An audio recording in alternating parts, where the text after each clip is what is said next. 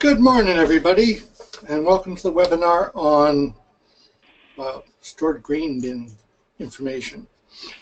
And we have with us today, I'm Harry Brook, crop specialist here at the Ag Info Center, and I'll be hosting this webinar. Part of a series that we have at the Ag Info Center. There's quite a few going on. I'll tell you about one of the ones that will be the next one at the end of this broadcast. We also will be recording the webinar for anybody who wants to listen to it later or pick up some other information, especially if you came a little late.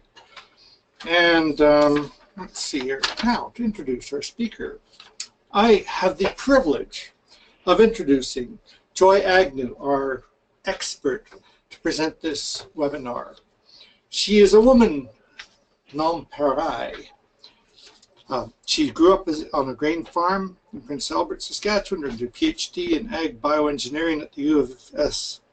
She's worked at PAMI since 2009 and works on a variety of research projects involving not just grain storage, but waste management, renewable energy, agronomy, and grain storage and drying. She's an adjunct professor at the U of S Saskatchewan and teaches engineering courses at St. Peter's College in Munster. And what can I say after that? She is our go-to expert. We use her all the time here in Alberta for information on stored grain. So without further ado, here is the great, the one, the only Joy Agnew. Thanks, Harry. You sure make someone that feels used feel good about being used. Wonderful. Thank you. All right. Morning, everybody. I guess it's still morning there as well as it is here in Saskatchewan. I am very happy to be talking about grain storage. I always am. But today, the topics specifically for this time of year are related to managing grain in the bin, possibly using heat. I get to talk about all kinds of new gadgets that are available for monitoring grain conditions and various other grain storage tidbits. That's what I'm covering today. I refuse to use a webcam, so here's a photo of me so that everyone, if you haven't met me already, you have an idea of what I look like. And like I said, today's topics are going to be focused on aeration versus natural air drying versus heated air drying, and supplemental heating with natural air drying, and then all of the technologies that are available to help out with that. So some really basic background. Obviously, on-farm grain storage is a necessary evil. It's an evil because things can go wrong in the bin, meaning your revenue can drop significantly if the grain spoils or loses grade. There's a lot of storage options available, obviously. There's bins and Quonsets and bags and bin rings, really depending on the situation and the year. The most common, obviously, are the bins, and most control is provided in bins as well. You have the option for aeration and natural air drying in bins, unlike the options on the bottom row. So obviously what's the issue is that grain can spoil or lose grade during storage, and spoilage obviously means lost revenue, which is not a good thing. The risk of spoilage depends on both temperature and moisture content, and this is, you're going to hear me say this over and over again throughout this presentation, but both temperature and moisture content have to be managed. So when it comes to management, both of those factors have to be at play. So the Canadian Grain Commission has posted a variety of charts that show the safe storage conditions for a variety of grain types. The charts I have here are for canola and wheat, and so basically what you're looking at is the combination of seed moisture content and temperature that results in safe storage, or minimal risk of spoilage, I should say. So you want to be in the green zone, essentially. So canola, we all know, is dry at, or it's considered dry at about 10%. So if you look at where 10% is on the moisture content axis, in order to stay in the green zone, you need a temperature of 15 degrees Celsius or less. So even if it's dry, it still has to be cooled to 15 degrees Celsius or less. If we look at wheat is dry at around 14 or 14.4. So that's right here on the axis. Again, if you come across to stay in the green zone, it has to be at 15 degrees Celsius or less. So that 15 degrees Celsius is actually pretty common across all grain types. That is your target temperature, provided the grain is dry.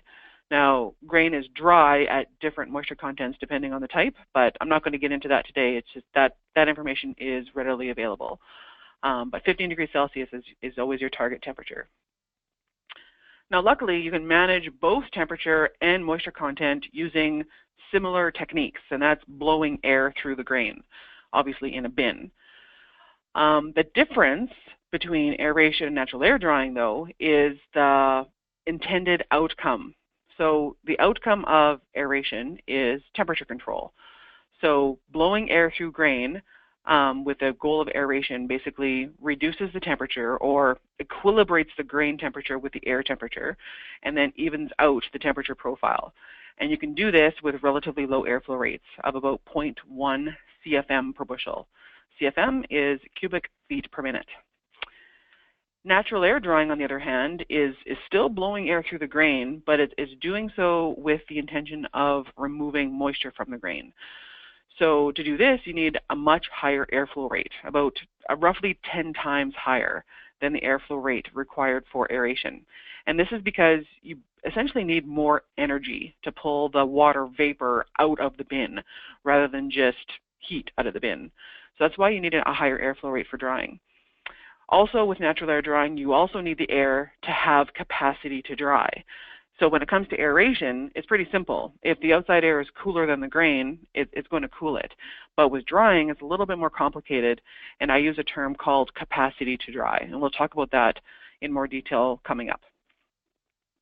Heated air drying is basically a different ballgame altogether because it's used only for temperature or moisture control, obviously, and it's using high airflow rates, high temperatures to very rapidly pull moisture out of grain, usually in a batch or a semi-continuous system that then requires cooling afterwards and ultimately storage.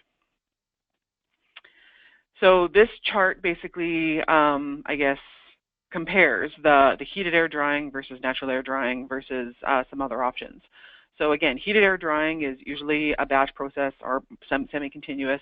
It uses high temperatures. We're talking 45 to 80 degrees Celsius, sometimes even higher, to rapidly dry grain. But it also uses very, very high airflow rates. The actual airflow rate depends on the system, obviously, but we're talking 20 or 30 CFM per bushel. So it's way higher than even natural air drying with the best fan. The main benefit of heated air drying is it doesn't depend on ambient conditions because you're heating the air up and really the drying potential comes from that heat. So it doesn't matter what the ambient conditions are. And it obviously dries the grain very quickly. However, it can, if not managed properly, it can result in grain damage. It obviously requires a cooling cycle because you still have to get the grain down to that target 15 degrees Celsius. And obviously this is the biggest con, is there's high capital and energy costs associated with that. Natural air drying, basically the description of that is it's turning the grain bin into a dryer. And it's blowing ambient air around 5 to 25 degrees Celsius through the grain and uses moderate airflow rates around 1 CFM per bushel. So the main benefit of natural air drying over heated air drying is energy savings. You don't have to heat up the air. You're just using the air's natural ability to dry the grain. So it requires obviously a smaller investment, and there's a reduced risk of heat damage to the grain because you're not using elevated temperatures. However, it is slow, usually. It requires management. It's not, a plug-and-play, turn on for so many hours and you're done. It really requires management because it's so highly dependent on Mother Nature, essentially. You're at the mercy of outside air conditions, both temperature and humidity, when it comes to the efficiency of natural air drying. Now, the third option I want to contrast in here is natural air drying with supplemental heat. And I'm going to be talking quite a bit about supplemental heat. But what this is you're basically increasing the capacity of natural air to dry by adding heat, but adding relatively small quantities of heat. And I'm going to show you shortly how even adding a little bit of heat will drastically increase the air's capacity to dry. So natural air drying with supplemental heat is simply adding a heater to a natural air drying fan to increase the temperature of the air going into the bin. So the benefit of this is, in conjunction with natural air drying, obviously, adding heat basically turns a bad day into a good drying day. And there's minimal capital investment compared to heated air drying. However, natural air drying with supplemental heat also requires management and quite often, or most often, turning of the grain. To date, there's very few, if any, options for temperature control, and I'll talk about the importance of that in a bit. And there's obviously that added energy cost compared to natural air drying alone. So I've used this term capacity to dry quite a bit already, and I just want to clarify what that means. So capacity to dry is how much water the air can still hold before it becomes saturated. So that's obviously the more water air can hold means there's more drying potential there. So I often think of air's capacity to dry in terms of water glasses. So basically, the warmer air is, the more water it can hold. So warm air is a big glass, cool air is a small glass. Now, you also have to think about how much water is in that air to start with. And that's a measure of, or that's indicated by the air's relative humidity. So relative humidity is a measure of how much water is in the air versus how much it can hold. So air that has a 60% humidity is 60% full. So air at noon, let's say air at noon is warm and it has a 60% humidity, that means that air at noon can be represented by like a water glass that's just over half full. So that means the capacity to dry is the headspace in that glass, or how much more water that glass can hold before it overflows.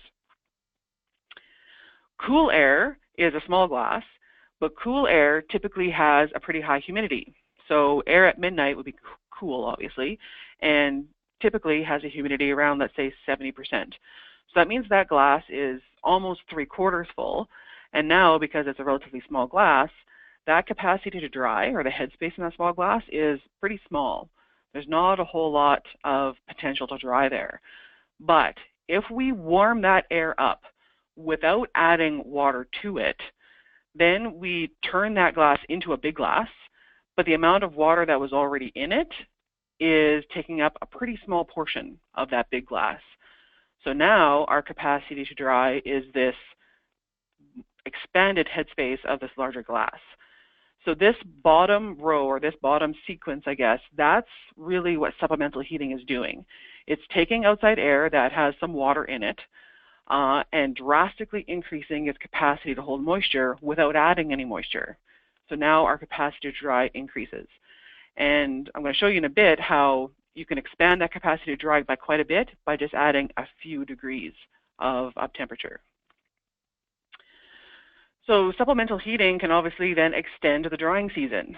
So good drying weather generally requires an ambient temperature above 15 degrees Celsius and an RH of less than 70%. But you can see, looking at the variation of average temperature in the prairies, we drop below 15 or 10 degrees right around here, which is early to mid-September, which is kind of peak harvest season for most people. So that's not ideal, because that's when we want to be drying. So supplemental heating can basically extend the good drying weather right up until late November. We can be bumping up the temperature of the air up to 10 or 15 degrees Celsius and turn a crappy November day into a beautiful drying day like we see at the end of August.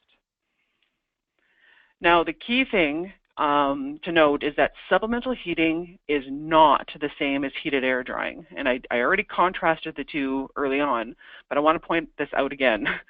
The big difference between the two, obviously, is the magnitude of the temperature of the air going into the bin. Heated air drying is high temperatures, but it uses high airflow rates, like 20 CFM per bushel. Supplemental heating is just increasing the temperature of the air by a few degrees to simulate good drying weather. It's still using typical airflow rates of natural air drying, like 1 CFM per bushel. But this airflow rate is actually critical. So a lot of people will say they get away with natural air drying with much lower airflow rates, like 0.5 CFM per bushel, and that's true, you can do that. But with supplemental heating, I don't recommend adding heat unless you can guarantee at least 0.75, ideally 1 CFM per bushel.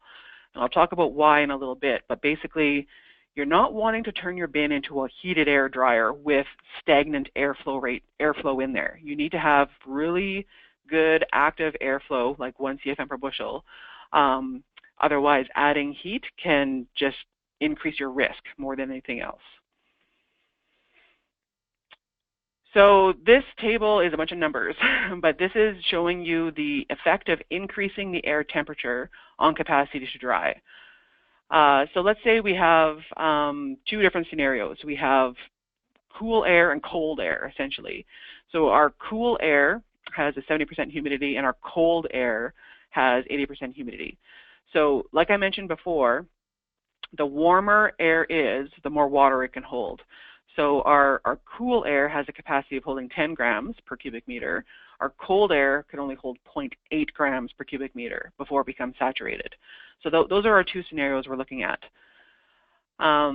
If we look at those temperature and humidity combinations and we look at the equilibrium moisture content for wheat, that cool air has an EMC of about 15.7%.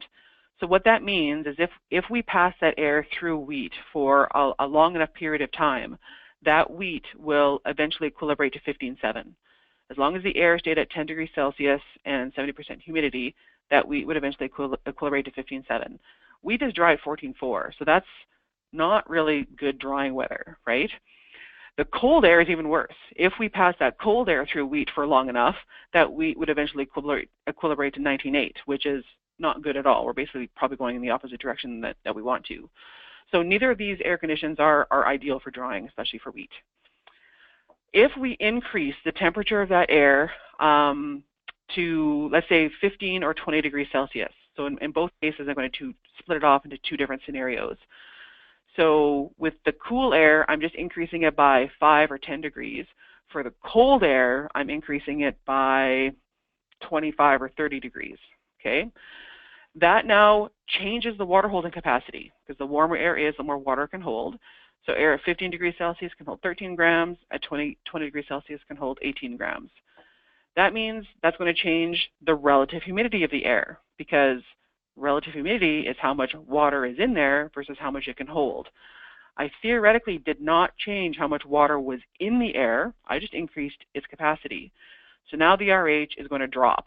And for the cool air, it's dropping a lot, because I have massively increased its capacity to hold moisture from 0.8 grams all the way up to 13 or 18 grams.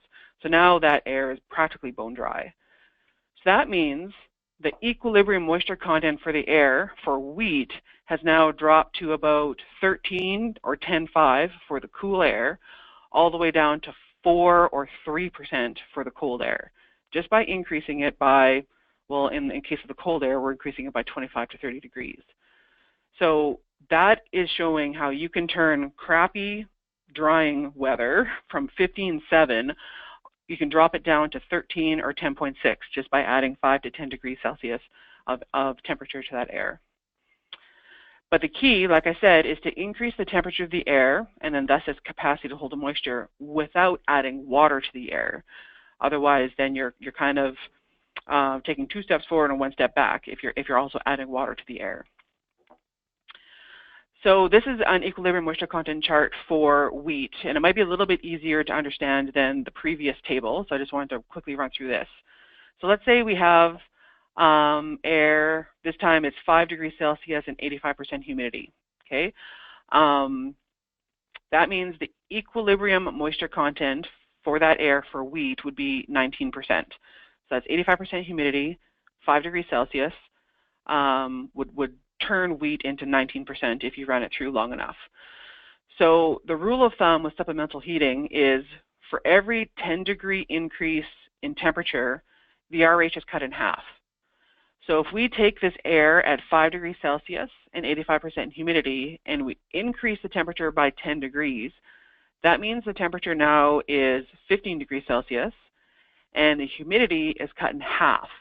So it was 85, so now the new humidity is, let's say, 45, even though that's not quite half.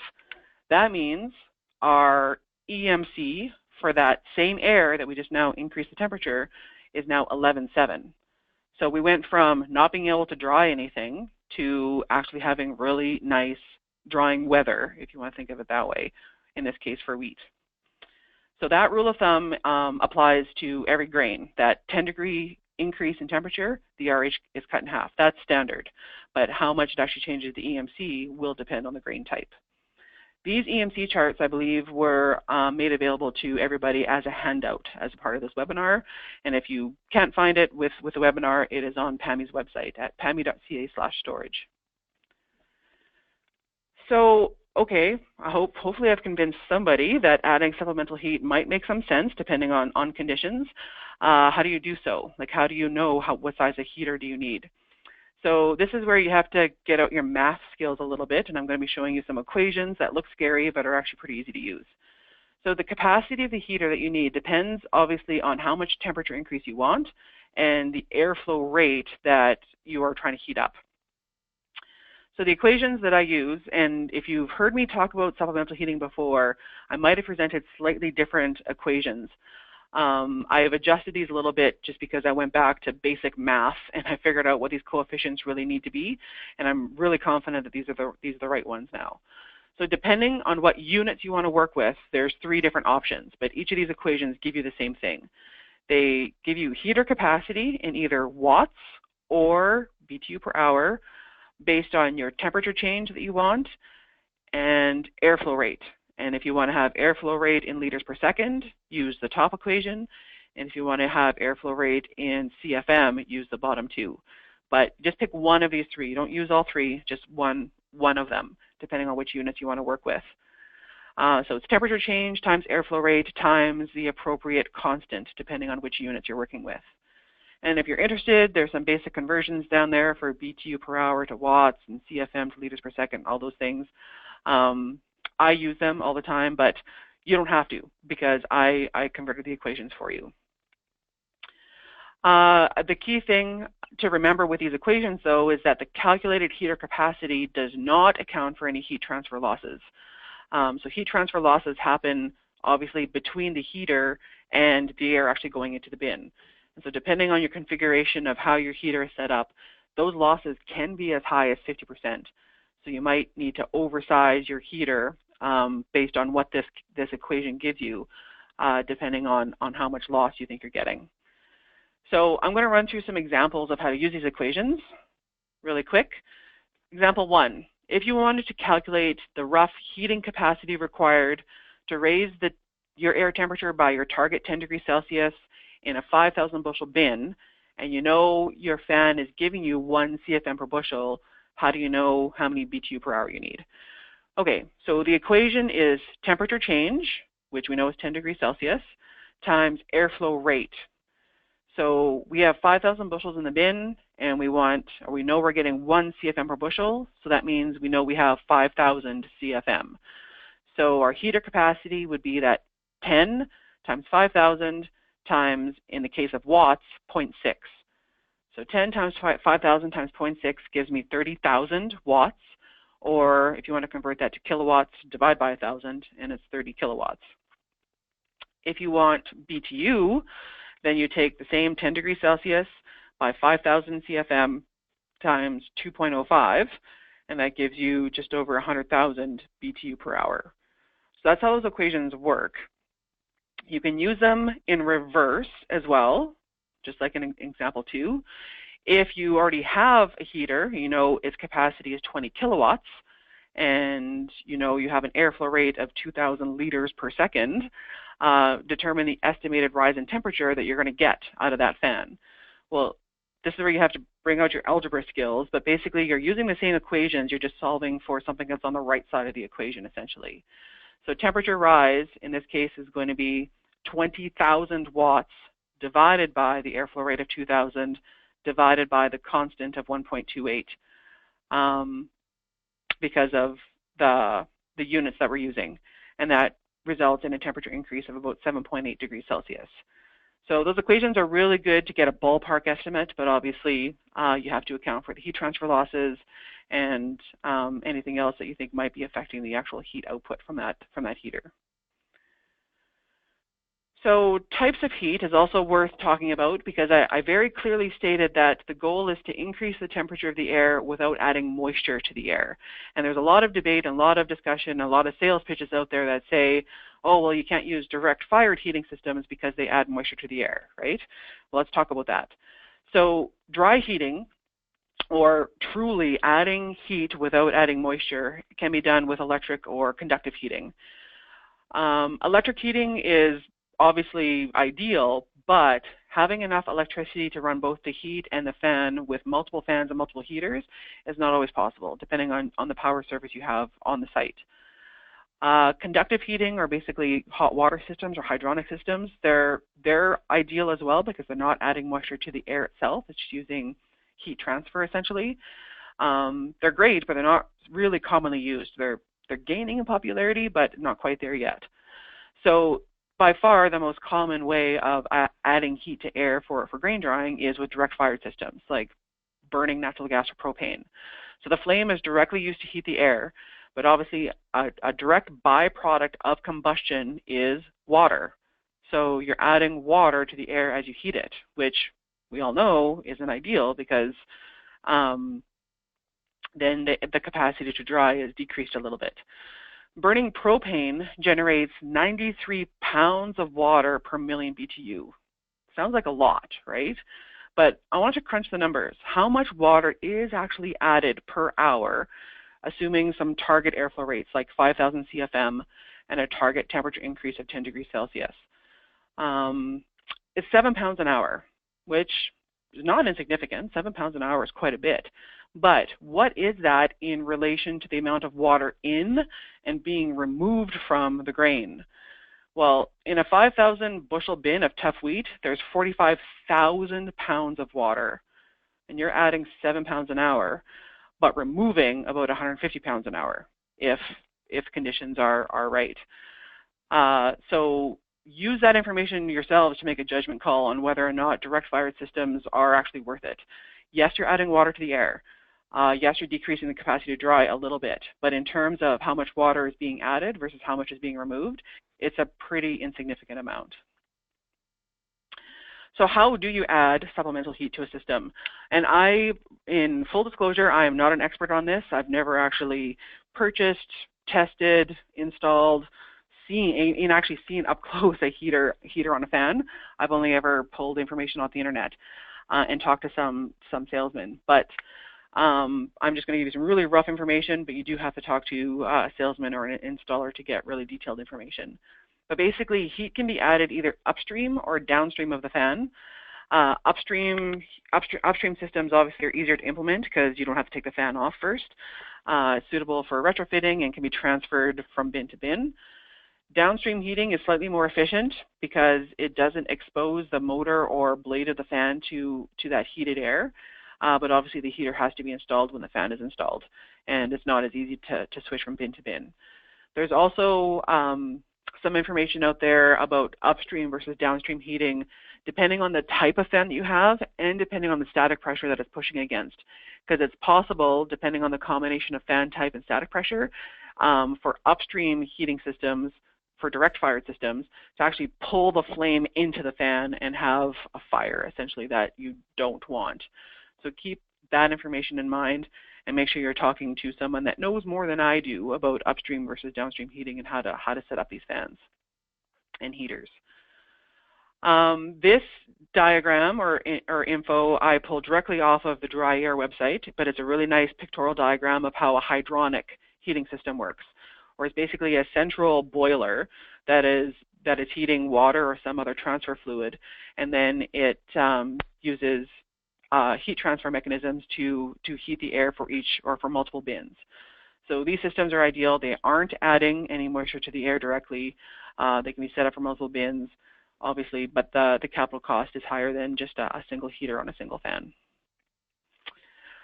So what about cost of running these things? This is obviously one of the downfalls of supplemental heating, that you have to pay for, first of all, the heater and then the fuel to run it.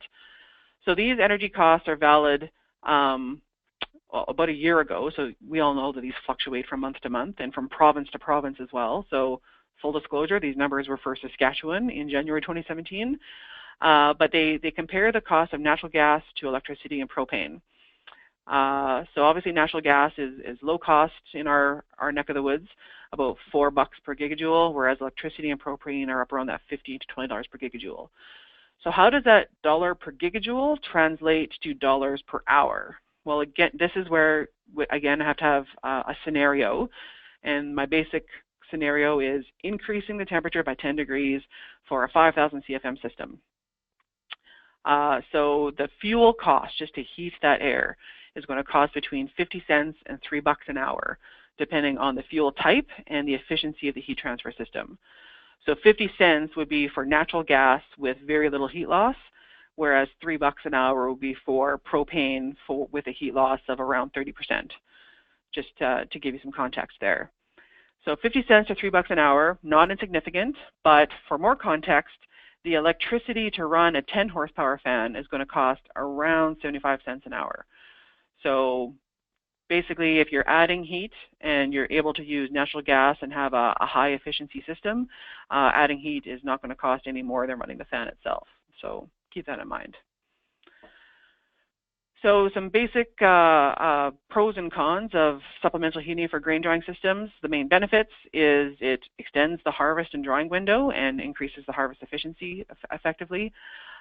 Basically, if you have confidence and infrastructure to reliably dry grain on your farm, you might be able to take the crop off slightly tougher, slightly earlier before it gets hailed on, snowed on, or whatever, and might be able to get it off at a higher grade as well. So it widens the harvest window, which is obviously very beneficial. It can help maintain grain quality compared to no drying, obviously, and can be suitable for drying seed grain because you're not playing around with those higher temperatures. And it's lower cost and less management than heated air drying. However, there's cost associated with it, obviously, compared to just straight natural air drying. There's a very high probability, or not just probability, you're guaranteed to over dry the bottom layers in a supplemental heating system. So that means that regardless of how much airflow rate or whatever you have, you're going to have to turn that bin once you reach a safe to store moisture content. And the installation of heaters always require inspection and approval by the appropriate regulating body. So best management practices for use of supplemental heating. And again, full disclosure, this is all based off of the research and reading that I've done from other people's work. We have not yet done any hands-on supplemental heating research trials here at PAMI. So all of this, I think I have 11 best management practices. These are all based off of other people's information that I have compiled. Number one, only use a certified heater that is designed for use with grain storage fans for safety reasons. Basically, I've seen the setups, I've heard about them with tiger torches, whatever else. Don't do it. Basically, the risk is not worth it. Ensure adequate airflow rate, that minimum of 1 CFM per bushel, or there is a risk of overheating the grain. And also, limit air temperature increase to 10 degrees Celsius or less. You might think that the hotter the air, the better, which is the case, but also remember that grain needs to be relatively cool for safe storage, right? So you don't want to overheat the grain, especially with relatively low airflow rates like 1 CFM per bushel. So keep that in mind as well. You're really only wanting to increase the temperature of the air marginally, about 10 degrees Celsius. But for every 10 degrees Celsius increase, the RH of the air is cut in half. So you are getting a lot of drying potential there. Try not to exceed an inlet or after heater temperature of 20 degrees Celsius. Again, this is because of the target temperature of the grain itself is around 15 degrees Celsius. 20 degrees Celsius gives you nice drying potential, but anything higher than that, you're basically heating your grain. And there's always a risk associated with that. So really 20 degrees Celsius is probably the highest you want to go. You do have really nice drying potential anywhere between 15 and 20 degrees Celsius. As much as possible, you want to maintain a consistent air temperature going into the bin. So I didn't really talk about this in this webinar, but I have a lot of information that shows the impact of fluctuating temperature on air's capacity to hold moisture, or fluctuating grain temperature. So if grain is fluctuating from cool to warm to cool to warm to cool to warm, and outside air temperature is fluctuating the same way, there's a lot of, I guess, 2 steps forward, 1 step back, 3 steps forward, 4 steps back. There's a lot of back and forth basically going on with your drying potential. So the key is to always have consistent air temperature and as close as possible to the grain temperature once the grain warms up a little bit. The trouble with this, though, the trouble with this recommendation is there's very little technology available to help producers with that. With these heating systems for supplemental heating, they're either on or off. That's it. Either you're full bore or you're nothing, and that's a problem. And I'm working on a solution, and there's various solutions out there. They're just not quite commercial ready yet. So stay tuned. Hopefully there will be some low-cost, really effective options for temperature control coming up. Ensure adequate ventilation in the headspace, particularly with supplemental heating, because with supplemental heating and that really large capacity to dry, you're pulling a lot of moisture out of the grain pretty quickly, and that moisture accumulates in the headspace unless you allow it to escape. So really keep in mind or be wary of how much ventilation space you have, and with supplemental heating, consider active ventilation in the headspace, actually actively pulling the air out or pushing air into the headspace to force it out another outlet. This will prevent condensation in the headspace and dripping down the sides of the bin on the inside and then causing freezing and sticking and all kinds of other terrible things that can happen with supplemental heat. So that headspace ventilation is critical. When it comes to sizing the heater, you have to account for your target temperature increase, your airflow rate, and any kind of losses that you'll have around the heat exchanger. Direct fire systems do add water to the air, but that amount is relatively insignificant compared to the water in the grain. I should probably change this from consider turning the grain to do turn your grain partway through drying to distribute that or redistribute that over-dry grain at the bottom. It will over-dry at the bottom, guaranteed. And you do have to cool it, obviously, to that 15 degrees Celsius target after drying. Keep in mind that cooling itself is going to result in some moisture loss because what's happening there is you have cool air passing through warm grain.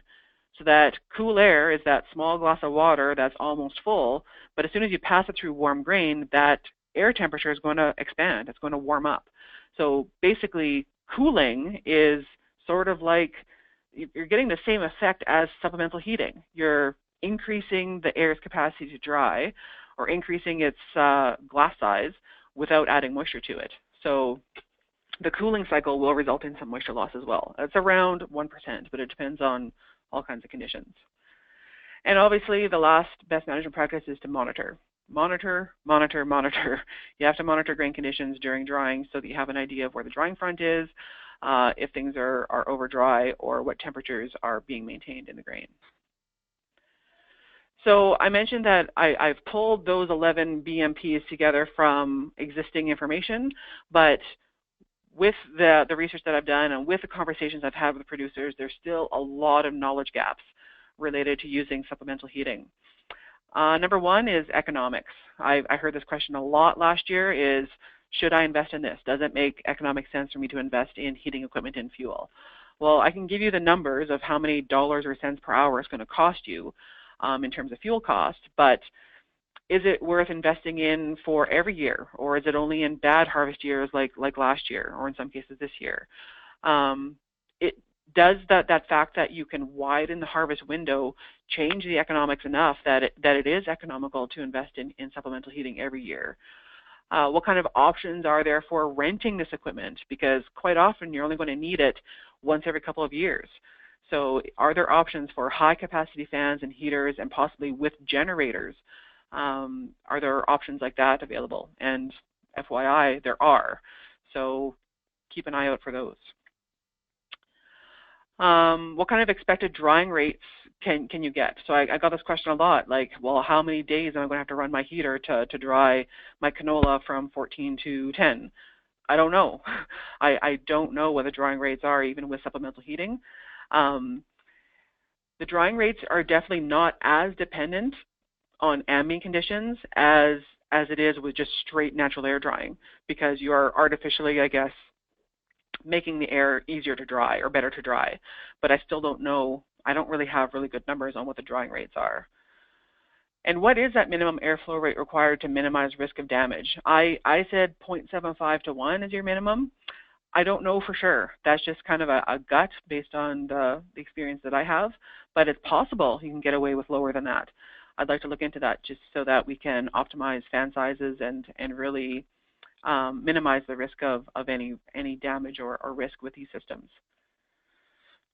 Required headspace ventilation, depending on depth of headspace, airflow rate, moisture removal rate. So right now, keep an eye on your headspace is one of my BMPs, but really, you know, how much area do you need, or do you need active ventilation, or how do you achieve active ventilation? Those types of things I don't have a lot of details on. What to do when the outside air is really cold, like today. If it's below -10 degrees Celsius, is supplemental heating still useful? Because keep in mind, I said you're really only wanting to increase it by 10 degrees, right? But if it's -10 outside, increasing by 10 degrees only gets it to 0. So, well, let's crank it up to 20 or 30 degrees or 25 max, right? But now the outside air is -10 or colder. The grain right near the edge of your steel bin is 20 degrees. And when you have a sharp change in temperature, like from +20 to -10, that is a recipe for disaster when it comes to condensation and freezing. So I'm not sure, or I don't have recommendations for using supplemental heat when it's really cold outside and there's that potential for freezing right at the edge of the bin. Upstream versus downstream heat addition, I personally don't have that information, but I know that a lot of the dealers do, so I just need to extract that information from them. And technology for better control of air temperature going into the bin. Definitely need to look into that some more as well. So speaking about technologies, this is going to be the last few slides of my presentation today.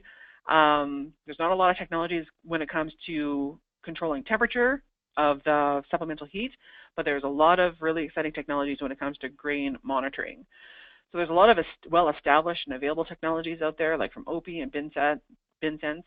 These are these cables or sensors on cables. They have fan control systems. There's some web-based apps like BinCast that give you a 5-day forecast of the equilibrium moisture content of the air. So rather than giving you a temperature forecast, it gives you an EMC forecast. So you can decide if you want to manually turn your fans on or not. And there's various providers for aeration controller systems that automatically turn the fan on and off to achieve cooling.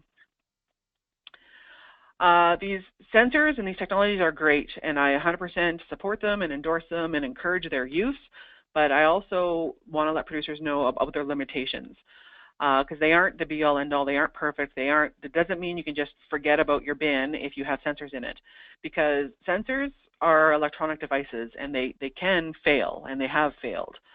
Another issue with sensors is that the insulating capacity of the grain itself limits the amount of grain that is actually monitored. Basically, you're monitoring about 1, 2, maybe 3 bushels around each sensor.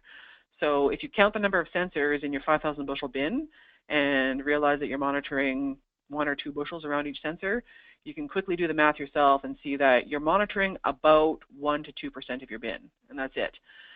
But that is leaps and bounds better than 0%. So that's why these sensors are still a really good investment, because eventually a hotspot's going to grow and it'll reach the nearest sensor, and that is going to give you an indication that something's going on inside your bin way sooner than you're going to notice anything without any sensors. So keep that in mind. Limitations of tools like BinCast, that forecaster, is that it relies on the EMC equations that are old and outdated, basically, and does not account for the effective grain temperature on air's capacity to dry, which does have a huge impact. Some upcoming technologies that I want to talk about. So this is a technology coming out of Manitoba. So they are getting closer to commercialization. They're not quite there yet. But this technology basically generates a 3D temperature and moisture map of your bin using external electromagnetic imaging. I don't understand the technology at all. I just know what they're able to produce. Because this little animation shows basically a scan of a bin with a hotspot in it. And this is what the output gives you. So they seeded this bin with a hotspot, obviously, and they want to see if they could see where it was. And obviously you can see with the animation that it shows you the location of the hotspot and the size of the hotspot so that you can then manage accordingly. A little bit, maybe further out, maybe less further out than the one I just showed you, is this Internet of Beans. So this is sensor technology that is currently being used in the UK for grain storage monitoring. They're little discrete or independent beans that are about the size of your thumb that you throw into the bin or throw into the auger as you're loading the bin, and they distribute into the grain. And they monitor and transmit information, whatever information that you want, like temperature, humidity. They can also measure and transmit information on CO2 levels or movement, meaning that they would be able to tell you whether insects are moving right next to them for insect activity monitoring. So this is pretty exciting technology, and I'm patiently waiting on getting a batch of these here so we can test them and play with them. But I think they would be a great option because now they're not worried about cables. You can throw in as many beans as you want to monitor as much of the bin as you want. Yeah, I can't wait to play with them. So other grain storage information. So I focused on 3 basic topics today, but there's a ton of topics that we have information on, like fan size selection, static pressures, EMC charts for all grain types, which you know is available, fan control strategies, performance of various ducting systems, mainly for hopper bins. This is all of the existing information that PAMI has. We have a lot of ongoing research right now and I guess proposed research, like does cooling always result in drying and how much drying can you get? So if you're consistently stepping down your grain temperature, say from 20 degrees to 10 degrees to 0 degrees to minus 10 degrees, theoretically, as you're cooling, you're drying. But how much drying can you actually get with strict cooling? We're looking into that. Storage of pulses and flaxseed. They both offer their own challenges, I guess. And there's not a lot of information specific to pulses and flaxseeds for filling that gap. Does straight cutting canola affect the risk of spoilage during storage? We're updating some EMC and static pressure information, looking at technologies for in-bag aeration, and obviously these high-tech monitoring technologies, looking into the economics of supplemental heating, and most recently, management of intercrops during storage. This is gaining popularity in Saskatchewan, and I've been inundated with questions about combining crops in one bin and whether the EMC will work out and all those things. So we're looking into that. And then last one, we have our research facility at Portage that has 2 25,000 bushel bins for bin scale research, looking at big bin considerations like single versus dual fans. Is it really worth leveling out the surface? Does it affect airflow uniformity? And all those types of things. Well, I guess not lastly. Lastly, this is, I'm pretty sure this is the last one on this slide, is fan type and size selection. I have an entire presentation on fan type and size selection about the process that's required to go through this and do this properly. And it's a very tedious process. So I'm also trying to develop an app for that because it's perfectly suited for an online or phone-based app. And I'm just working on securing funding for that. That's it. I will stop there, and hopefully if there's time for questions, and hopefully I can answer them, I can do that now.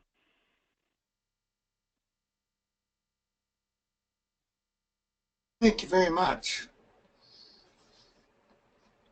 Oh, geez. Sorry. All right. We now have time for questions. But while we're waiting, I was wondering, could you possibly answer a couple of questions I have? I was wondering, Sure. do you know of any products out there that used in aeration? Like I'm thinking of the rocket, for example. Yeah. Is there any system better than any other? That's a good question, and a question that PAMI tried to answer about 20 years ago, because there was a ton of new products coming out, and there still are a ton of new products coming out. Based on my experience of the testing that we've done and the testing PAMI did back in the day, not really. There's incremental benefits, but there's nothing really that's use this and not that because of this, right? They all generally have the same resistance to airflow or added resistance to airflow. They all generally have a decent uniformity of airflow.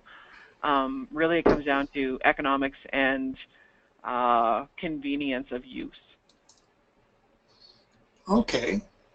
Well, I had a bunch of questions. Maybe, like the old saying goes, that there's no such thing as a stupid question, but there's lots of inquisitive idiots. So I was wondering about nighttime drying, because there was that work done with the Canadian Grain Commission a couple or 3 years ago about drying grain using the fans at night rather than during the daytime.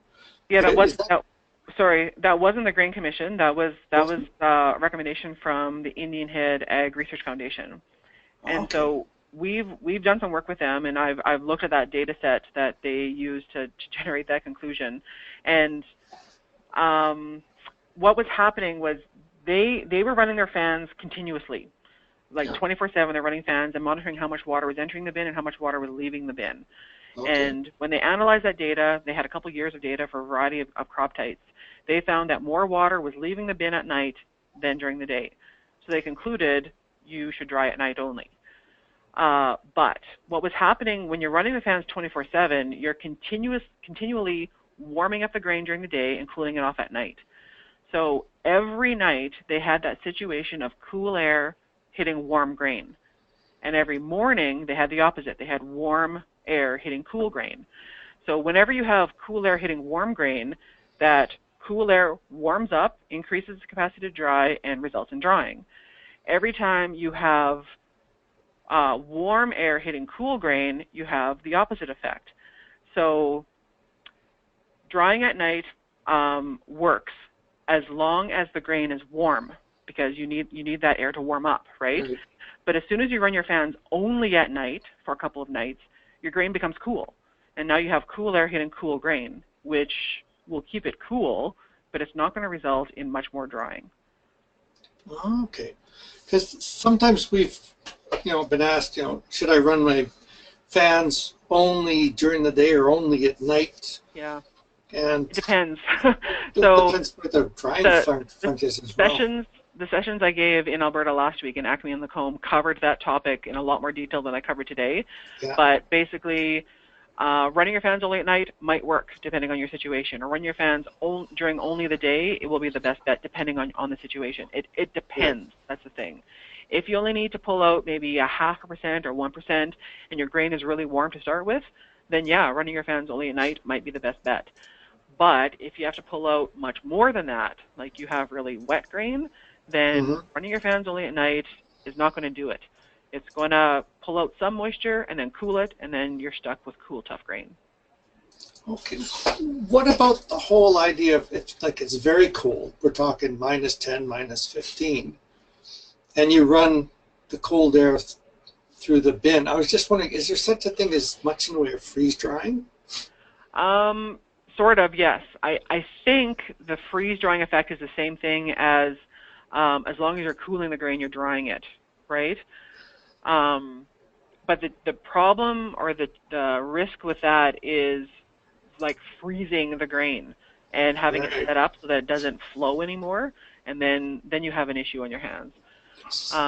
And the temperature at which that happens for different grain types and different moisture contents isn't available. That's actually something I should add to my possible research list, is we want to find out how cold can you get grain. Like, because there's some situations where you just can't dry it. Like you're stuck with tough grain and you have to hold on to it for a couple months. What do you do? Well, the cooler the better, right? But if you get it so cold that it now sets up and you can't even pull it out of the bin to get it to a dryer, then you're in trouble. So we want to try to figure out what that minimum temperature threshold is for tough grains. Okay, because I was going to ask you, the follow-up question was, okay, what moisture content would wheat start to set up and solidify? I don't know. Sorry. Well, no, but thanks. Those are great answers, and we are really lucky to have you available to us to answer some of these hard questions, especially when we have difficult harvest seasons. Yeah. Last year was a case in point. I don't know how this year was in Alberta. I didn't get very many phone calls, so I assumed things were going relatively well. Okay. We actually have another question here from Brett, and he's asking, when drying grain and the relative humidity reaches 100%, say a rainy day, is it better to continue running the fans or turn them off until the relative humidity comes down? That's a really good question. I get that one a lot. I don't have a good answer for it. It depends on risk, I guess. So if your grain was really warm and really wet and you're trying to manage it, turning a fan off for any length of time is risky, right? Yeah. So it's depending on the situation, it's possible that leaving it on even at 100% humidity is the best bet. But if you're, very near your target moisture content and the risk is lower, then yeah, you can probably turn your fan off and wait until the conditions get better. Okay. Well, thank you. Any other questions out there? Oh, got another one. Does static pressure change in canola when the grain is 15% moisture versus 10% moisture? That's a really good question. Thank you for asking that one. Yes, it does. And actually what happens is, this might be grain dependent, but as grain dries, static pressure goes up. So what happens is, static pressure depends on the size of the grain and the depth of the grain, mainly. Those are the two main factors. So the canola obviously has a high resistance or high static pressure because it's such small particles. Right. And as small particles are packed together, the voids between them are smaller as well, so that means it's higher resistance. What happens as it dries is the particles or the seeds themselves actually shrink a little bit because they're drying, right? Okay. So they're getting smaller, which means the voids between them are getting smaller. And you see that with if you look at the headspace in your bin as it dries, the headspace increases, like the grain is settling basically, right? Okay, so yeah. It's compacting and the resistance to airflow actually increases. All right. Great. How much it increases, I can't tell you that, but it does increase a bit. Okay. Let's see if we'll get any other questions here. Doesn't look like it. So I guess what I'll say now is, after this webinar, there will be a 3-question survey that will be sent to everybody immediately. And I'd ask those people that did sit in on the conversation if they would fill it out, because it'll help us planning other webinars as well as, well, getting some useful information from it. I'd like to also announce that there's the next webinar is on December the 11th, and that's the Beef Nutrition Management webinar with Barry Remsio, our beef forage specialist. And he's a very busy man, so if he could do this and get a lot of people to sit in on it, it might actually take some of the pressure off his workload, but I don't know, he needs something. Other than that, I think that's pretty much it. And I'd like to thank you again, Joy, for giving this presentation. You've got a load of good information. I'm glad we recorded it so that it can be looked at. Because I mean, you need to look at this stuff and contemplate it a bit. And as Definitely. well, yeah. If we could contact you in the future when we have these really difficult questions to answer, that's a great benefit to us. Thank you so much. You're welcome. I'm glad the things that I can do can help. Well, that's what we're all here for, right? Yep. Yeah, okay. With that being said, thank you again, Joy. Thank you for the people who sat in on the webinar, especially those who paid attention. And you can tell that from here, by the way. So with that being said, thank you very much. Stay tuned for the next one, and have a great day. Thanks, you too. Thanks, Joy. Bye. Bye. This one? Expanded.